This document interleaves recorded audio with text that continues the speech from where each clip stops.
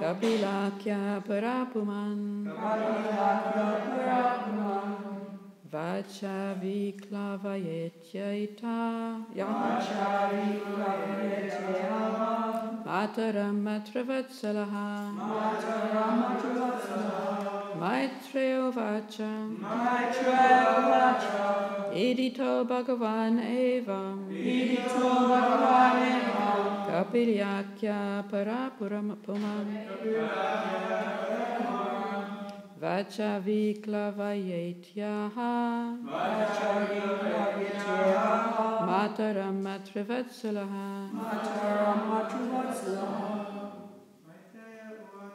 Maitreya Vacha Idito Bhagavan Kapilakya Parapuman Vacha Viklavayetyaha Mataram Matravatsalaha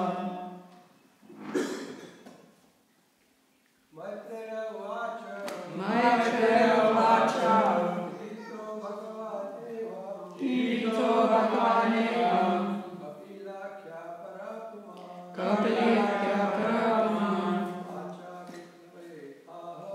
Vacha Viklavayetyaha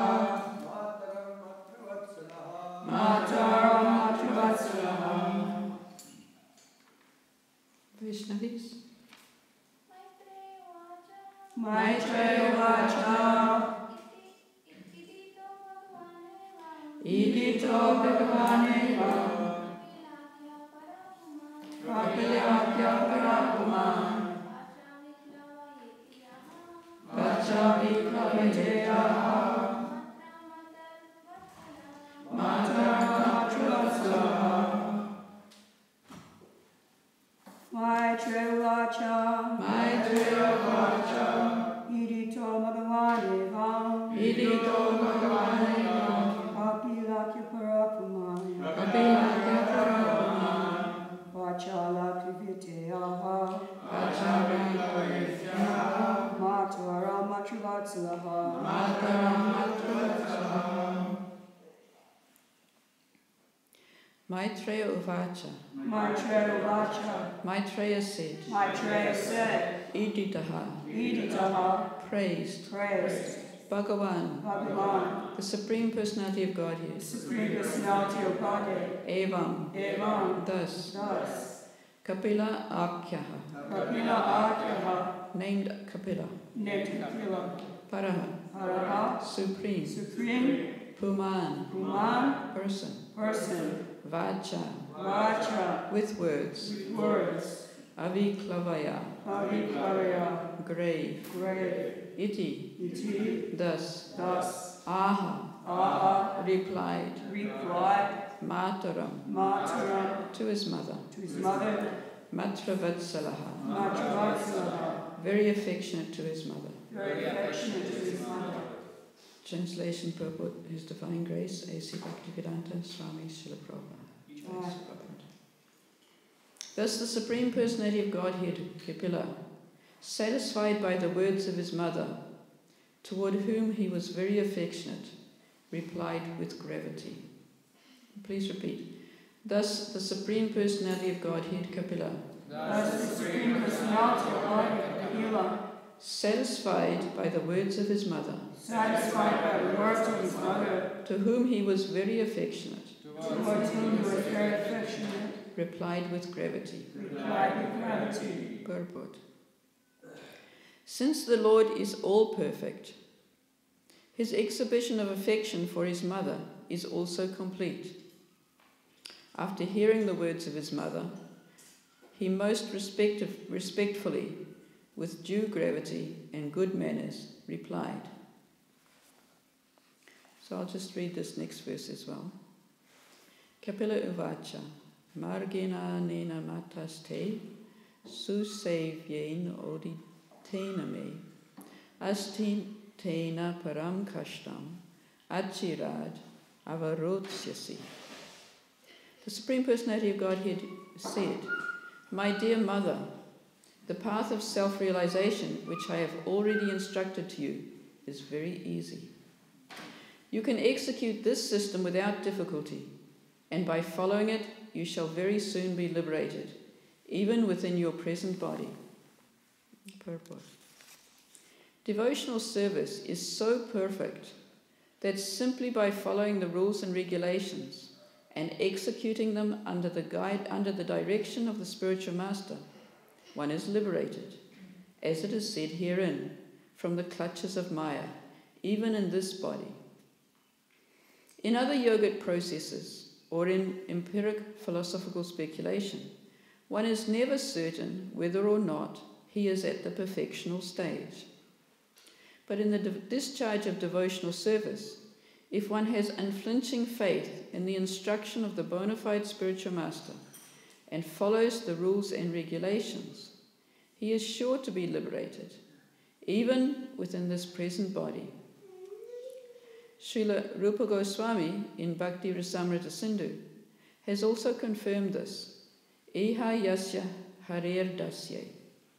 Regardless of where he is situated, anyone whose only aim is to serve the Supreme Lord under the direction of the spiritual master is called Jivan Mukta, or one who is liberated even within his material body. Sometimes doubts arise in the minds of neophytes about whether or not the spiritual master is liberated.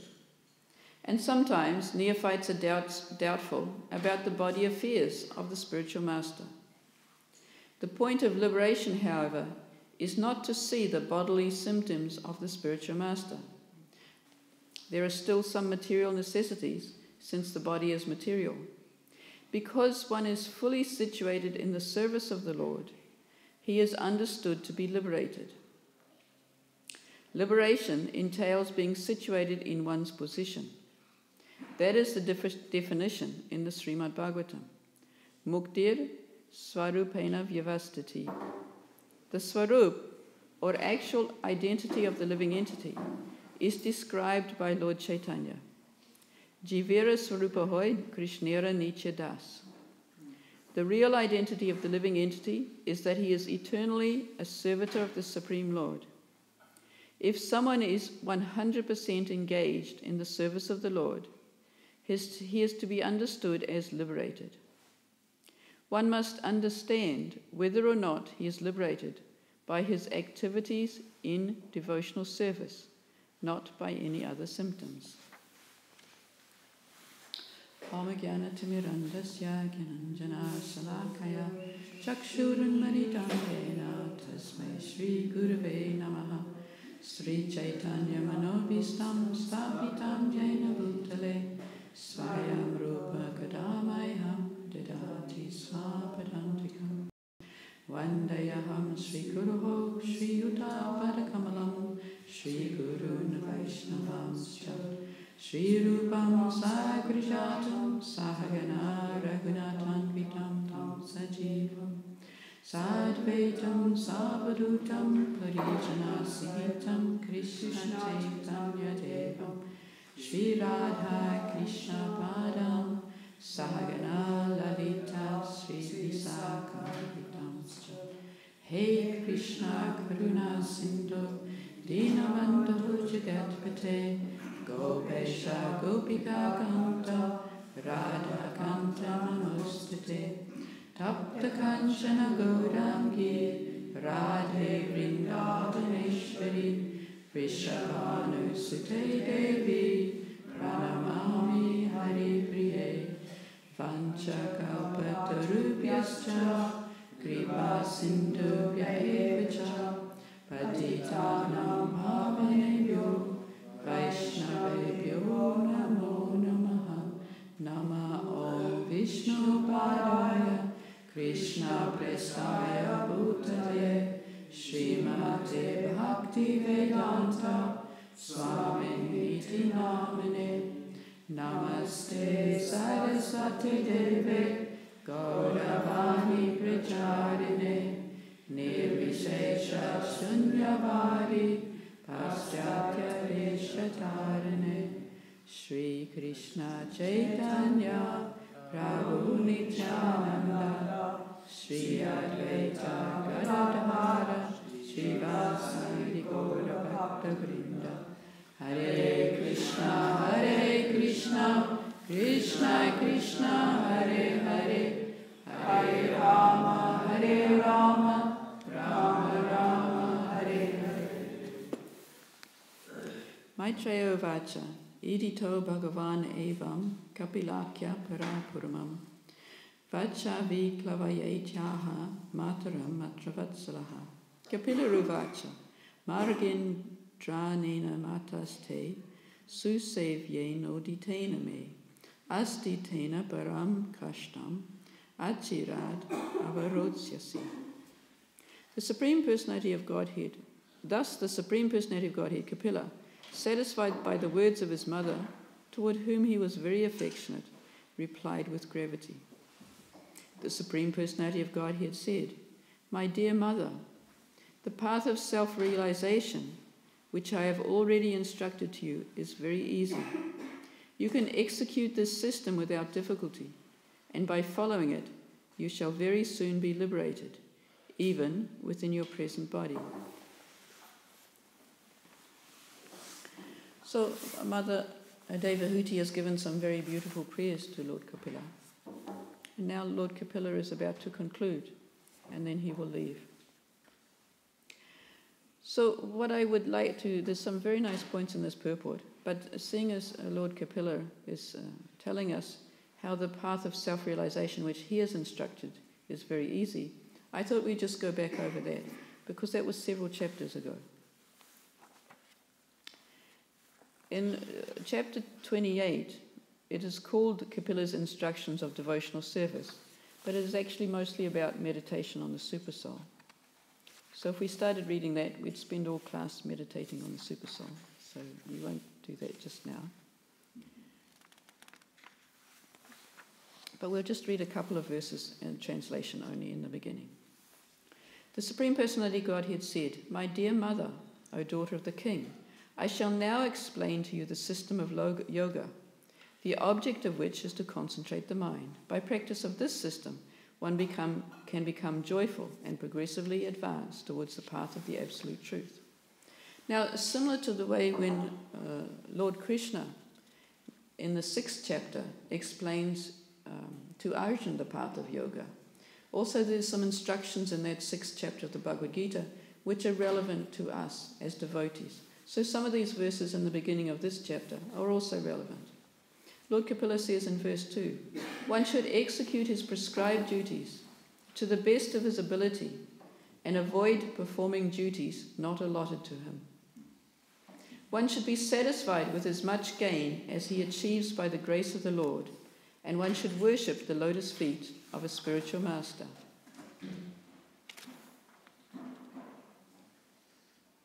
One should cease performing conventional religious practices and should be attracted to those which lead to salvation. One should eat frugally and should always remain secluded so that he can achieve the highest perfection of life. One should practice non-violence and truthfulness, should avoid thieving and be satisfied with possessing as much as he needs for his maintenance. He should abstain from sex life, perform austerity, be clean, study the Vedas, and worship the form of the Supreme Personality of Godhead. So now we'll go to chapter 29, in which Devahuti asks for clarification about what is really the best form of service.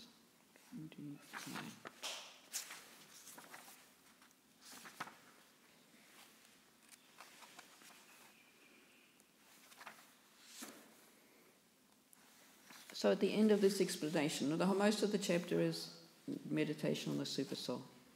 So Devahuti then inquired from Lord Kapila, My dear Lord, you have already very scientifically described the symptoms of the total material nature and the characteristics of the spirit according to Sankhya system of philosophy. Now I shall request you to explain the path of devotional service, which is the ultimate end of all philosophical systems. So now she's asking Lord Kapila to move on to what is pure devotional service. My dear Lord, please also describe in detail, for me and for people in general, the continual process of birth and death.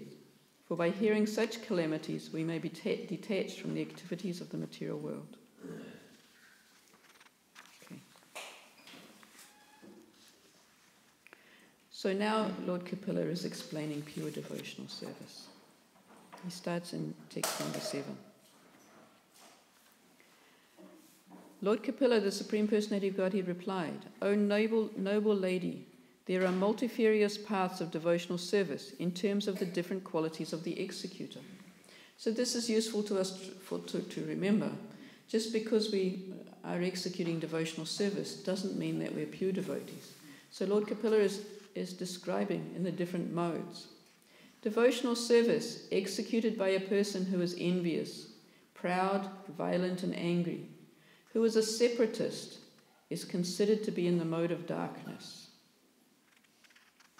Now, in the purport, Srila Prabhupada explains this word separatist very carefully, because the impersonalists and the Mayavadis misuse this word.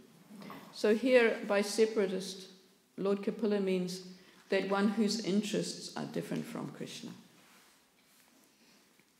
So he is in the mode of ignorance. The worship of deities in the temple by a separatist, with a motive for material enjoyment, fame and opulence, is devotion in the mode of passion. When a devotee worships the Supreme Personality of Godhead and offers the results of his activities in order to free himself from the inebriaties of fruitive activities, his devotion is in the mode of goodness. So we still haven't got to pure devotional service. Now someone wants to free himself from entanglement. And now to hearing the transcendental name and qualities of the Supreme Personality of Godhead, who is residing in everyone's heart. Just as the water of the Ganges flows naturally down towards the ocean, such devotional ecstasy, uninterrupted by any material condition, flows towards the Supreme Lord. So this is the devotional service that Queen Kunti also prayed exactly the same way. She prayed as the Ganges flows without obstruction towards the sea, let my devotional service flow to you. A very nice analogy, a nice metaphor. That gives us a good description. Because the Ganges, if you've seen the Ganges, she is so strong that nothing will stand in her way. The Ganges is not in Vrindavan. Yeah. That's what's left of the Yamuna.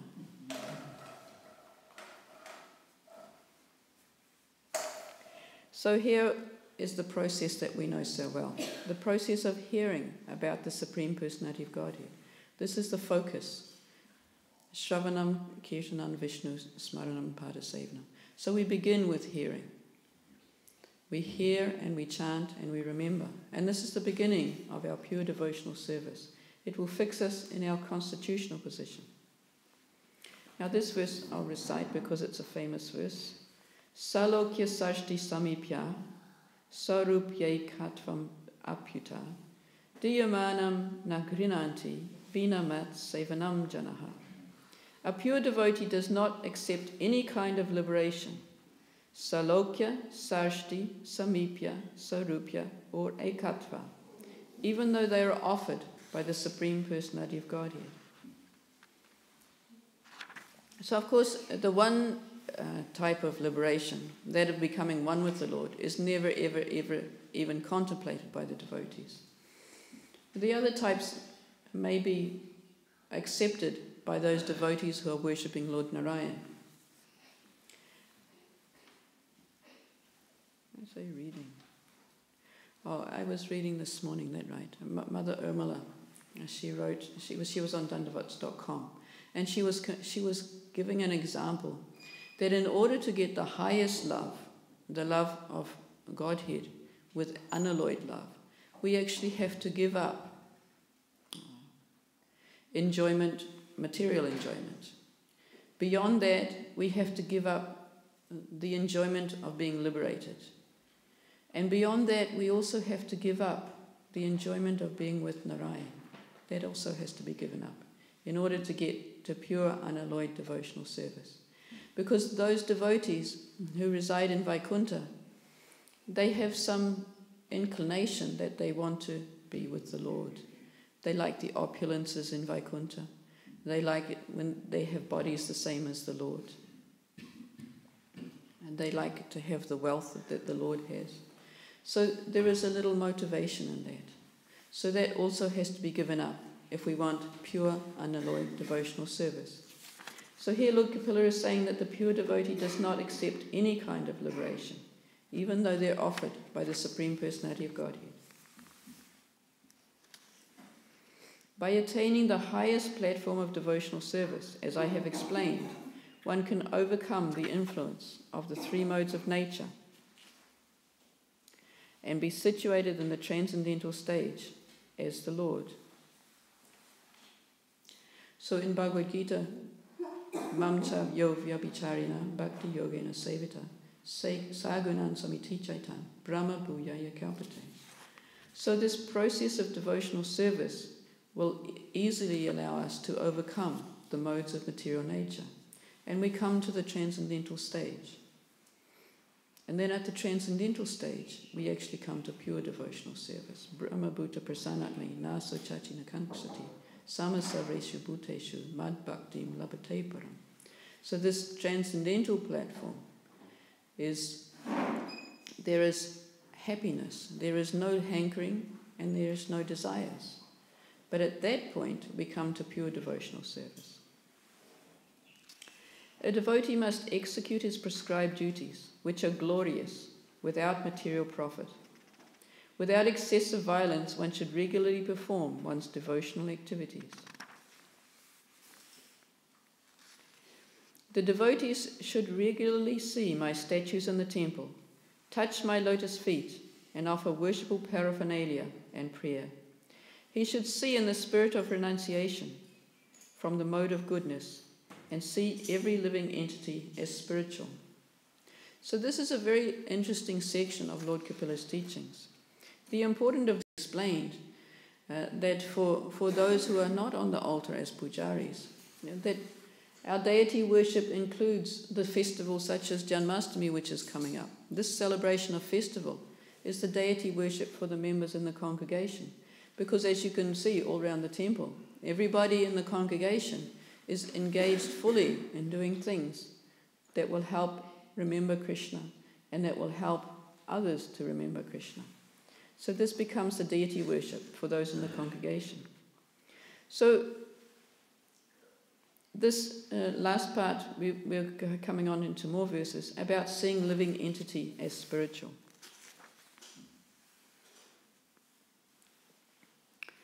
The pure devotee should execute devotional service by giving the greatest respect to the spiritual master and the acharyas. He should be compassionate to the poor and make friendships with persons who are his equals, but all his activities should be executed under the regulation with control of the senses. So these important dealings with others are also given in the instructions with Prithu Maharaj, and they're given in various other places. How with those who are more senior than us, with the pure devotees, we should serve them. And part of that service is to hear from them. With those who are less fortunate than ourselves, we should be compassionate and we should help them learn about Krishna. And for those who are equal to us, we should make friends with them. A devotee should always try to hear about spiritual matters and should always utilize his time in chanting the holy name of the Lord.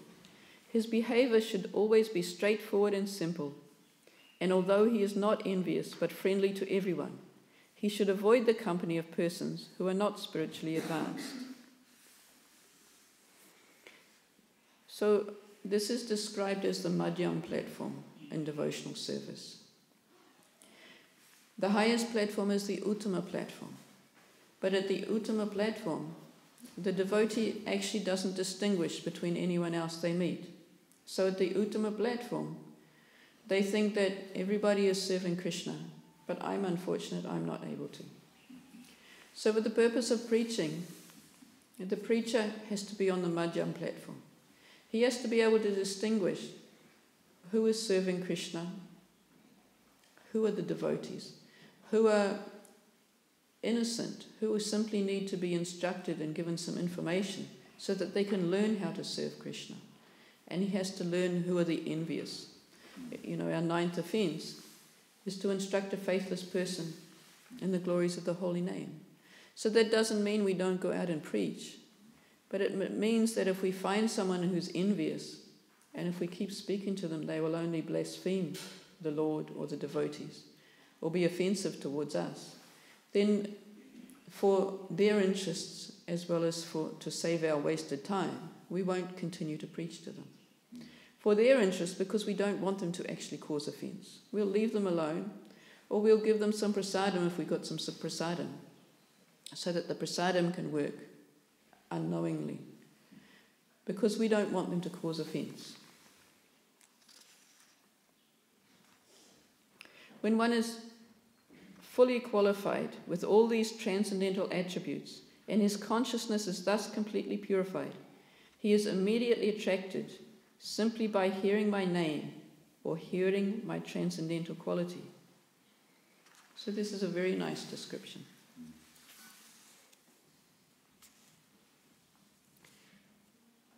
Okay, I'll read this purport, it's very nice. In the beginning of this instruction, the Lord explained to his mother that mad guna shruti matrena, simply by hearing of the name, quality, form, etc., of the Supreme Personality of Godhead, one is immediately attracted. A person becomes fully qualified with all transcendental qualities by following the rules and regulations as mentioned in different scriptures. We have developed certain unnecessary qualities by material association, and by following the above process, we become free from that contamination. To develop transcendental qualities, as spirit of air carries the aroma from its source and immediately catches the sense of smell, similarly, one who constantly engages in devotional service, in Krishna consciousness, can catch the Supreme Soul, who is equally present everywhere. So this is very nice. Simply by engaging in devotional service, we will attract Krishna's attention. It's also very important for us, because especially in this age of Kali, we actually have no qualification, aside from sincerely trying to serve Krishna. We're not well qualified. We can't study the scriptures properly. We're not Shrutida, we can't remember. When Sutta Goswami heard from Sukadev Goswami, the whole Bhagavatam, he heard it once only and then repeated it. So we're not like that. We don't have those qualifications anymore. But simply by sincerely engaging in devotional service, following the rules and regulations, we can catch the attention of the Supreme Lord, who will then help us. Now some very important instructions about the deity worship. I am present in every living entity as the Supersoul. If someone neglects or disregards that Supersoul everywhere and engages himself in the worship of the deity in the temple, that is simply imitation. One who worships the deity of Godhead in the temples but does not know that the Supreme Lord, as Paramatma, is situated in every living entity's heart, must be in ignorance and is compared to one who offers oblations to ashes. So in this we're talking about the fire sacrifice. The priest will offer the oblations, will offer the ghee into the fire. So he's saying that if we don't recognize the Paramatma in every living entity, which means treating all living entities with equality and compassion, then it's compared to offering those oblations once the fire's gone out. Just let the fire go out and then offer something.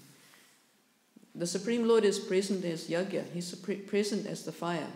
If we let the fire go out, then there is no longer the presence of Yajna to receive our offerings. One who offers me respect but is envious of the bodies of others and is therefore a separatist never attains peace of mind because of his inimical behavior towards other living entities. My dear mother, even if he worships with proper rituals and paraphernalia, a person who is ignorant of my presence in all living entities never pleases me by the worship of my deities in the temple. Performing his prescribed duties, one should worship the deity of the Supreme Personality of Godhead until he realizes my presence in his own heart and in the hearts of other living entities as well. So this is our purpose of deity worship. We worship the Supreme Lord until we can recognize the Supreme Lord's presence in all living entities. So the verse before that said that, the two verses before that said that if we don't see Krishna in all living entities, then he's not accepting our worship in the temple.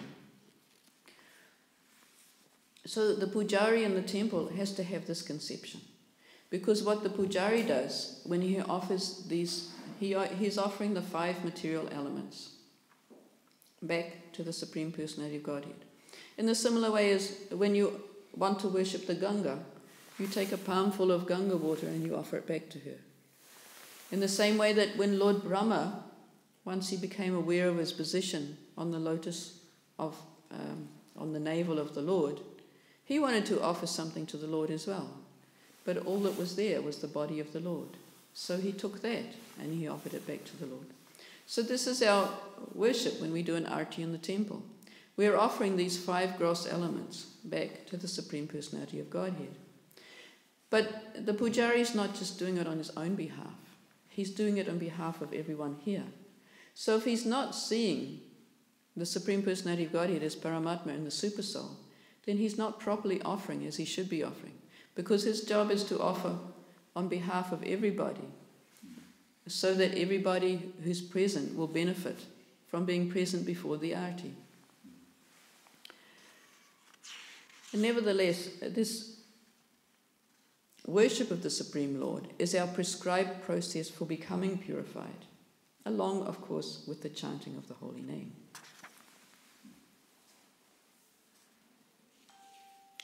As the blazing fire of death, I cause great fear to whoever makes the least discrimination between himself and other living entities because of a different outlook. So that's quite heavy. Lord Kapila has been quite heavy here. If we have the least bit of different outlook compared to other living entities, then he's not very encouraging towards us. Therefore, through charitable gifts and attention, as well as through friendly behavior and by viewing all to be alike, one should propitiate me, who abide in all creatures as their very self.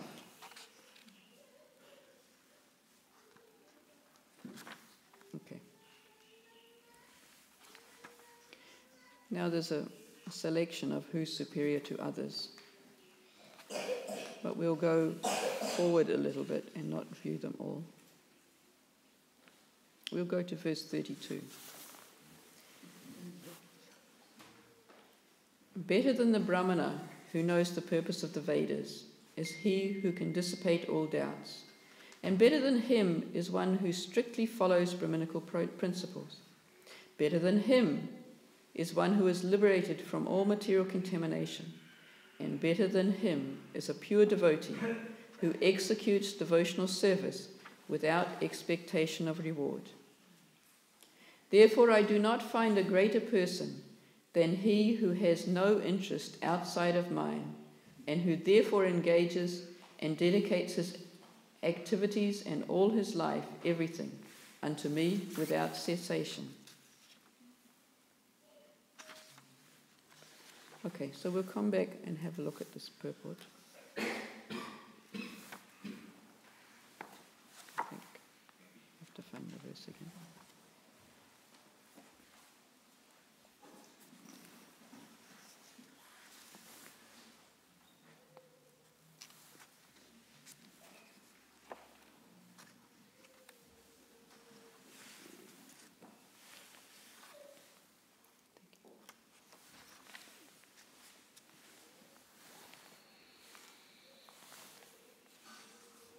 So Prabhupada is saying in the purport, devotional service is so perfect. The guidance of the spiritual master, one is liberated, as it is said herein, from the clutches of Maya, even in this body. So this, under the instructions of the spiritual master, we know is there from other verses. It's not actually here in this verse. But the only way to follow this path of self-realization is through the instruction of the spiritual master. We were discussing in our class Saturday here and on last night as well, a little bit about the separatist mentality. If one has different interests from the Supreme Personality of Godhead, then one will simply be ruled by the false ego. So we discussed how without the spiritual master, we may study even Srila Prabhupada's books, but we will not become a pure devotee. Because if we study without superior guidance, we will take what we like and we'll put aside what we don't like. Or we'll study and meditate and consider how to apply what it is we like. And what we don't like, we may read it and we may say yes, but we will not put as much focus in it. So we need this superior guidance, Guru, Sadhu and Shastra, in order to fully follow this process of devotional service and not be a separatist. We need that guidance, how to get rid of this false ego that makes us have a separate desire to the Supreme Personality of Godhead. So Lord Kapila was very hard on those who maintain a separate desire. So we have to put all effort into surrendering fully to the process, which includes to the spiritual master, to the Shastra, and to the association of the devotees. If we don't maintain the association of devotees, similarly, we have the same problems, because it's in the association of devotees that we will become purified by their association. If we avoid the association of devotees, then the same thing, we're being a separatist. We're keeping separate for our own personal reasons. We're not following the process that Prabhupada gave us. The process Prabhupada gave us, the process the Acharyas have given us, is to focus on the association of devotees as being one of the most important things in our devotional service. Prabhupada also makes a point that sometimes the neophytes will doubt the position of the spiritual master. So this is, actually it's quite natural, because for us as neophytes, we're not able to perceive the transcendental qualities of the spiritual master. We can't see him on a transcendental platform because we have no idea what a transcendental platform is. I gave a small example I heard in class one time, that if you have an ant which sees things only in 2 dimensions, and he walks onto a piece of paper that he's walked across maybe 100 times before, but you move that piece of paper, you totally confuse that ant. Then when he comes to the edge of the paper, he doesn't know what to do next. So his vision is limited to 2 dimensions. But our vision, while we're conditioned in this material body, is limited to the material. So we can't see the spiritual. Of course, we're hearing here that we can be liberated in this body, but we have to be careful, because we're not on the same platform as our spiritual master. So we have to be careful to see the spiritual qualities. As Prabhupada is saying here, we must be careful not to look at the material qualities of the spiritual master, but to look for the spiritual qualities. There's also a verse in Nectar of Instruction which says the same thing.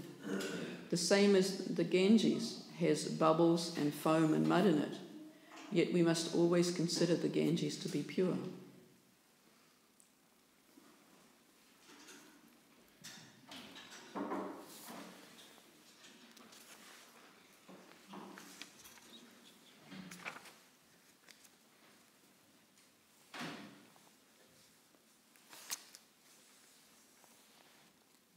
There was something else. There was another verse I was thinking of. I've forgotten.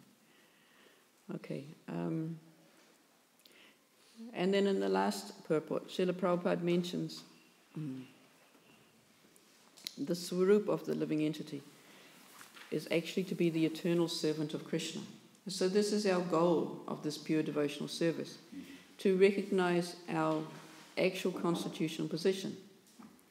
Jivera Swapahoy, Krishnera Nichadas. The real identity of the living entity is that he is eternally a servitor of the Supreme Lord. If someone is 100% engaged in the service of the Lord, he is to be understood to be liberated. One must understand whether or not he is liberated by his activities in devotional service and not by other symptoms. So this is coming back again to not looking at the material symptoms of those people around us. In general, not being critical of those people around us, but trying to look inside ourselves and see whether we have these qualities of 100% engagement in devotional service. So we'll see, have any of you got any comments, questions or corrections from today's class? Hare Krishna Prabhu. It's a very nice chapter, this one, all this chapter 3, Canto. And speaking it very well. You mentioned again just now about serving and doing whatever. Start with chanting and hearing. Yes.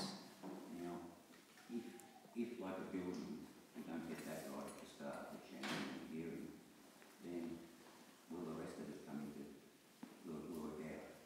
I'm sure, 32 syllables, 16 words. If we don't get that right, like the corner of a building, the rest of the building will be out there by the time we get to the other one. So this is the first thing to nail it down first. Yes. Is it not? Thank you. Yes, it's like if we try to worship the deity without this chanting, then we're simply sentimental. If we don't follow all these rules and regulations, and if we don't spend our time by chanting our rounds, then we're just like children playing with dolls. We need to use this mantra to come to the transcendental platform. While we're in the material body, the sound is the closest thing to the transcendental. We have to, of course, be careful the mood in which we pronounce it. But it is only through the mantra that we actually have access into the transcendental platform while we're materially conditioned. Thank you, Prabhu. Any other comments, questions, corrections, additions? Hare Krishna, Prabhu. Thank you, Mataji. I was wondering, when you spoke about the separatist mentality and not wanting to surrender to the parts of Krishna consciousness that's against your comfort zone. So Yes. how do we convince ourselves to really surrender to that? Because sometimes this mind says, well, maybe that's not right, maybe that's not your nature. So how do you? Well, it really is, there's not an instant solution. Because it's a constant struggle, because Maya will always come back to us. We cultivate the knowledge that the Paramatma is our Chaitya Guru in the heart, but we have to learn to distinguish between the voice of the Paramatma and the voice of the mind, which Maya is going to try and use to drag us a little sideways. So the main thing is we have to cultivate this faith in the process, as Prabhupada has given it. And we have to try and follow it as sincerely as we can. Now, we may not all be able to follow everything that Prabhupada has given us. I mean, simply in a day's life in a temple, we can't do everything that's available for us to do. So we have to be always careful. Somebody's said that devotional service is a little bit like a razor's edge. We can easily slip. We have to be mindful. But this being mindful is the beginning of Krishna consciousness. It's about being Krishna consciousness, is about being conscious. So we can develop the qualities of constantly checking how we're doing, especially maintaining the association of the devotees, and especially maintaining the mood of the spiritual master. I mean, it's very clear from Prabhupada's books, from his classes, from his conversations, that he has a preaching mood in this ISKCON. He has taken up the mission of Lord Chaitanya to take the Maha Mantra to every town and village. So if we serve him in his mission, he will help us. And that's our best hope, because by our own efforts, we actually can't do it. We need the blessings of the advanced Vaishnavas and the blessings of Krishna when he sees us serving the advanced Vaishnavas. And in that way they will help us, because by ourselves, part of this surrender is to recognize that we don't have the ability to do anything by ourselves.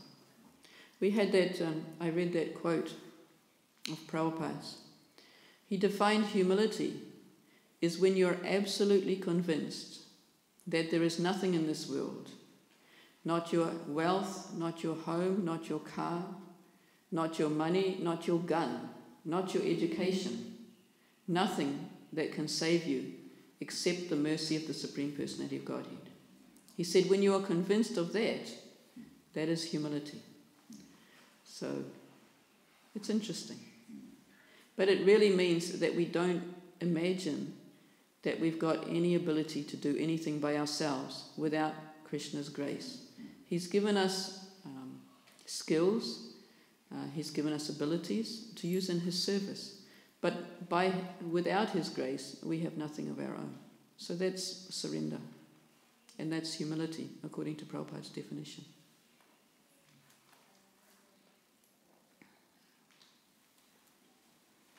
Anything else from anybody?